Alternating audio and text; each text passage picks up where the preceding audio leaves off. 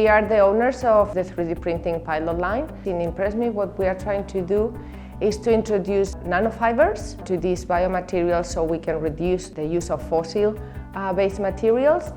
What we do with the compounding, we get these fibers and we mix them with bio-based materials in different percentage loads. 3D printers are not really made for this type of material, so we need to really go through different compoundings, as we call them, different loads of fibers to create these materials that we can actually create a filament that can work in the 3D printing machines. And then we do some testing.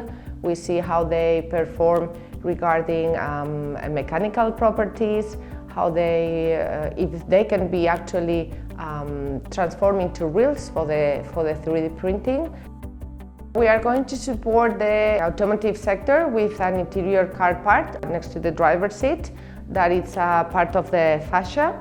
And regarding the health sector, we are going to print personalized inner shoe soles, which will be together with the sole of the shoe, and it will be all 3D printed.